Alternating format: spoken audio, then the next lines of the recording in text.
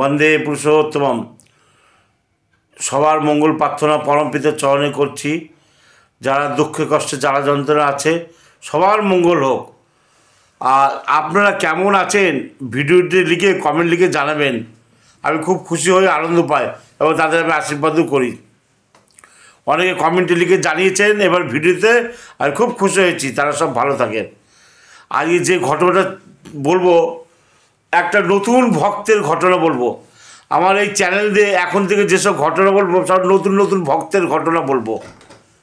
এতদিন ঠাকুরের সব পুরনো ব্রিটিশ আমলের ভক্তদের ঘটনা শুনেছেন। আর আমি যে এই চ্যানেলে যেসব ঘটনা বলবো নতুন নতুন, এই ভিডিও দেখে ফোন করে সমস্যার কথা বলে, তাদের সমস্যার ঠাকুরের দয়া কীভাবে মিটে যায় সেসব ঘটনাগুলো বলবো। মন দিয়ে শুনবেন। আজ যে ঘটনাটা বলবো, শিলিগুড়ি আমাদের নর্থ বেঙ্গল, আমাদের ওয়েস্ট বেঙ্গলের নর্থ বেঙ্গলের শিলিগুড়ি থাকে সমর চন্দ্র দাস। তার স্ত্রীর ব্রেন স্ট্রোক হয়ে যায়, কোনো কথা বলার শক্তি সব হারিয়ে ফেলেছে। ব্রেনের যে শক্তি সেসব শক্তি নেই। ওনার thyroid, blood sugar, thyroid, pressure, তারপর খাওয়া হজম হয় না, মানে বিভিন্ন রোগ আছে আর কি। তা এই সমরচন্দ্র এনার স্ত্রীকে নিয়ে নাজেহাল হয়ে গেল। একদিন রাত্রে ফোন করলো, দাদা এই প্রবলেম সমস্যা, কী করে এটা উদ্ধার হওয়া যায়। তা ঠাকুরের অহেতু কৃপা, যেখানে ইনি প্রচুর লক্ষ লক্ষ টাকা দিয়ে দেখানোর পরেও ইনার সেটা ভালো হয় না। অনেক ডাক্তার এমনকি বড় বড় জায়গা চেন্নাই সব জায়গায় ঘুরে এসছে, তাও ভালো হয়নি। কিন্তু পরমপিতার অহেতু কৃপায় কী করে ওনার স্ত্রী ভালো হয়ে গেল, শুনলে অবাক হবেন। কোনো গল্প না। এনার আমি নাম দিয়ে দেবো, এই নাম তো বললাম সমরচন্দ্র দাস, এনার ফোন নম্বর দেবো। হ্যাঁ, এবারে আর তার আগে দুটো কথা বলি, যে ভিডিওটা ভালো লাগলে অতি অবশ্যই সাবস্ক্রাইব করে দেবেন। সাবস্ক্রাইব করলে কি হয়, কোম্পানির রুল, এটা ইউটিউবের রুল, আপনি আমার সাথে যুক্ত হয়ে যাবেন। আমি যেসব ঘটনাগুলো বলবো, মানে যখন ভিডিও ছাড়বো আপনার মোবাইলের সামনে গিয়ে দাঁড়িয়ে থাকবে, আপনি দেখতে পারবেন। আচ্ছা, ভালো লাগলে করবেন সাবস্ক্রাইব, আর ভালো না লাগলে করার দরকার নেই, কেমন? আচ্ছা, কারোর কোনো সমস্যা হলে, কষ্টে দুঃখে পড়ে আছেন, অসুবিধায় পড়ে আছেন, নিজের মনে করে ফোন করবেন। যা যা বলবো যদি শোনেন, জোর গলায় বলছি, বুক ফাটিয়ে থাবড়িয়ে বলছি, আর আপনার যদি বিশ্বাস থাকে, জোর গলায় বলছি, আপনার যত বড় সমস্যা হোক পরমপিতার দয়া কেটে যাবে। কোনো গল্প বললাম না, ঠিক আছে? এবার ঘটনাটা আমি শুরু করি। সেটা আমাদের ওয়েস্ট বেঙ্গলের শিলিগুড়ি বলে একটি জায়গা আছে। হ্যাঁ, আমরা ওটাকে নর্থ বেঙ্গল বলি। তা ওই দাদা সিআরপিতে চাকরি করতো, কিন্তু তার এখন রিটায়ার। তার বউর একটা বিরাট বড় রোগ হয়, মানে ব্রেন স্ট্রোক হয়। তারপর আরও তো রোগ, আরও অনেকগুলো রোগ আছে।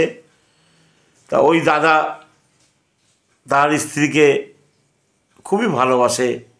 আমার এটাই খুব ভাল লেগেছে ওই দাদাকে। উনি যেদিন ফোন করেছিল, খুব দুঃখ করে বলছে, দাদা আমার স্ত্রী এই ব্যাপার, এইসবে রোগ ভোগে ভুগছে, আমার স্ত্রী কি ভালো হবে না দাদা? আমি বললাম, নিশ্চয়ই ভালো হবে, কেন হবে না? কিন্তু যা যা বলবো করবেন তো?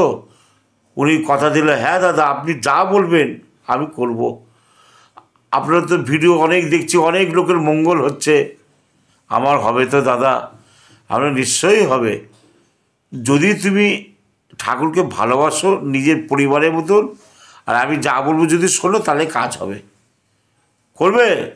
কথা দিল, হ্যাঁ দাদা তাই করব। এই সমরচন্দ্র ইনি ঠাকুরকে ভালোবাসেন। যাই হোক, ওরা 2023 সালে বিরাট বড় একটা রোগ হয় স্ত্রীর, প্রচুর লক্ষ লক্ষ টাকা চলে গেছে, কিন্তু পেশেন্ট ভালো হলো না। রাত্রিরে ফোন করলো, আমাকে গুরু ভাই বলে ডাকে। গুরু ভাই কী করব? ওনাকে বললাম সর্বপ্রথম একটা কাজ করতে হবে।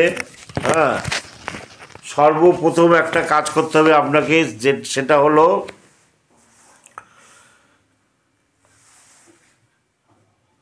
আপনি ঠাকুরকে নিজের পরিবারের মতন ভালোবাসবেন, আর ঠাকুরের কাছে কান ধরে ক্ষমা চাইবেন। ঠাকুর, আমি যেন তোমাকে ভালোবাসতে পারি, আমি আজ থেকে তোমাকে চাই, এটা বলুন, আপনার সব ঠিক হবে। বলছে দাদা ঠিক আছে। ওনাকে ওনাকে যা বললাম তাই শুনলো। আর বললাম রোজ আধা ঘন্টা থেকে 1 ঘন্টা নাম করতে হবে। আর আমি কটা ওষুধ দিচ্ছি, এই মানে আয়ুর্বেদিক কটা জিনিসের নাম বললাম, এটা আপনি বউকে খাওয়াবেন। আপনার বউ আশা করছি পরমপিতার অশেষ করুণায় ভালো হয়ে যাবে। ওনার স্ত্রী বিছনায় মানে 100 বিছনায় শয্যাশায়ী, কথা বলতে পারতো না, ভুলে যায়, ব্রেন তো কাজ করে না, ব্রেন স্ট্রোক। তারপর তো কি থাইরয়েড আছে, ব্লাড সুগার আছে, ব্লাড প্রেশার আছে, হ্যাঁ, আরও বিভিন্ন রোগ আছে। তা আমি বললাম এতগুলো রোগ? বলছে হ্যাঁ দাদা কি বলবো। তখন ওনাকে যা যা বললাম উনি সেই কথা মতন পালন করার চেষ্টা করলো। উনি আমাকে ফোন করেছিল 8ই নভেম্বর, এই নভেম্বরে 8 তারিখে। আজকে মোটামুটি ডিসেম্বর চলে গেল, জানুয়ারি মাস পড়লো, নতুন বছর পড়লো। তো ডিসেম্বরে ওনার নভেম্বরের শেষের দিক দিয়েই ওনার স্থিতি ভালো হওয়া শুরু হলো। তা মাঝে মাঝে এখন বউ একদিন আমাকে বললো মা কেমন আছেন, দেখি আস্তে আস্তে কথা বলছে, মানে কথা ভুলে ভুলে যাচ্ছে, বলতে পারছে না। আবার একদিন ফোন করলাম মা 6 আর 4 যোগ দিলে কত হয়? বলছে 10 হয়। মানে ব্রেন কাজ করছে এবার। তারপর আবার একদিন ফোন করলাম মা একটা গান শোনাও তো। বলছে আমি তো গান জানি না, আমি জয় রাধে জানি, শোনাবো? আমি বললাম হ্যাঁ জয় রাধে গানই শোনাও। জয় রাধে গান 4 লাইন শোনালো। আমরা সমর্দা আপনার বউর মাথা মানে স্মৃতিশক্তি সব ভালো হচ্ছে। তা সমর্দা জর্জর করে বলছে দাদা সত্যি আপনি যে যে জিনিসগুলো বলেছেন করেছি, আর ঠাকুরকে ভালোবাসতে বলেছে, নিজের পরিবারের মতন খেতে দিতে বলেছেন। আমি যা খাই তাই দিই, যা সকাল থেকে রাত পর্যন্ত খাবো ঠাকুরকে ওটা দেবো আসলে, দিয়ে তারপর আমি খাই দাদা। আমরা হ্যাঁ, ওই যে ঠাকুরকে নিজের ভেবেছেন, ঠাকুর খুশি হয়েছে, তাই আপনার স্ত্রী ভালো হয়েছে। তা আমাকে বলছে না গুরু ভাই, আপনাকে আমি কেন 2023-এ পেলাম না, পেলে আমার যে কি ভালো হতো। আমরা 2023-এ তো তুমি ঠাকুরকে ডাকুনি অন্তর দিয়ে, এই 2024-এ ঠাকুরকে খুব অন্তর দিয়ে ডেকেছ, তার কাছে কেঁদেছ, তাই তিনি আমার ভিতর দিয়ে তোমাকে সমস্যার সমাধান বলে দিল। ঠাকুর তো ফটোর মধ্যে এসে বলতে পারে না, তাই না? বলছে হ্যাঁ গুরু ভাই। যাক আজকেও আমার সাথে ভিডিও কলিং করলো, তার বউ গান করলো, তার বউ আমাকে বলছে দাদা আমার বাড়িতে আসেন, পায়েস রান্না করে দেবো, খাওয়াবো। এতটা তার বউ ভালো আছে। এখনও একটু শরীর খারাপ আছে, বয়স হয়ে গেছে, একটা মানুষ বয়স হয়ে গেলে পুরোপুরি তার ভালো হয় না। মোটামুটি ঠাকুরের তার ভালোভাবে কথা বলতে পারছে, হাঁটতে পারছে, বাথরুম পায়খানা করতে পারছে, আবার গানও শোনালো। তা আপনারা শুনে বলেন এটা কি প্রভুর দয়া না? যেখানে সমস্ত কিছু শেষ হয় সেখানে শ্রী শ্রী ঠাকুর অনুকূলচন্দ্রের শুরু হয়। আমি তো তার চেলা, আমি তার কুকুর, আমি তার ভক্ত। আমি নিজেকে মনে করি ভক্ত, আমি হতে পারিনি। তবে এইটুকু বলবো সবাইকে, ঠাকুরকে মন প্রাণ দিয়ে বিশ্বাস করতে হবে, ওই আধা বিশ্বাস করলে হবে না। আর ওই স্বার্থ নিয়ে দুবেলা পুজো দিলাম, তাহলে সংসার ভালো চলে, প্রার্থনা করলাম সংসার ভালো চলে, এটাকে নিয়ম বলে। নিয়মে কোনোদিন ঠাকুরকে পাবেন না, কেউ পাবেন না। আমি নিজেকে দিয়ে অনুভব করতে পারি, আমি যেমন ভালো থাকতে চাই, আমি যেমন সংসারে চেয়েছিলাম আমার গাড়ি বাড়ি সব হোক, আমরা সবার মনে আশা আছে, কেউ মুখে বলে কেউ মুখে বলে না। আমি ছোটোবেলা থেকে আশা করেছি বাইক নিয়ে ঘুরবো, ঠাকুরের কাজ করব, ওর মধ্যেই ব্যবসা করব, চলবো। আমি আশা করেছি, আমাকে খারাপ বোঝে না ভালো বোঝে, আমি ঠাকুরের দয়ে তাই পেয়েছি।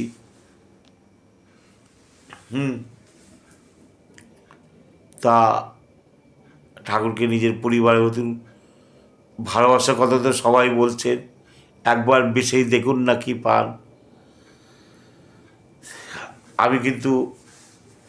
আমি একটা ভণ্ডই মনে করবেন, আমি একটা 420 লোক, আমার কথা বিশ্বাস দরকার নেই।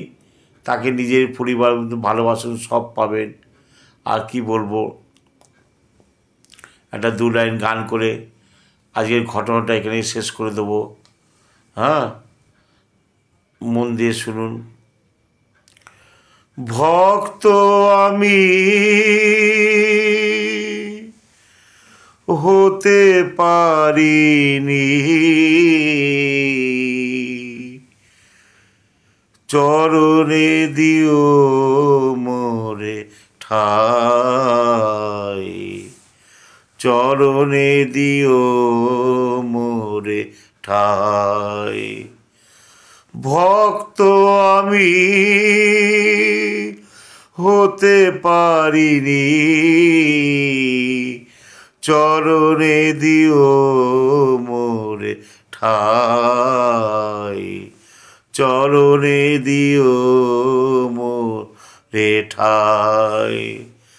তুমি ছাড়া মোর আর কেহ নাই, তুমি ছাড়া মোর আর কেহ নাই, তুমি ছাড়া মোর আর কেহ নাই, তুমি ছাড়া মোর আর কেহ নাই।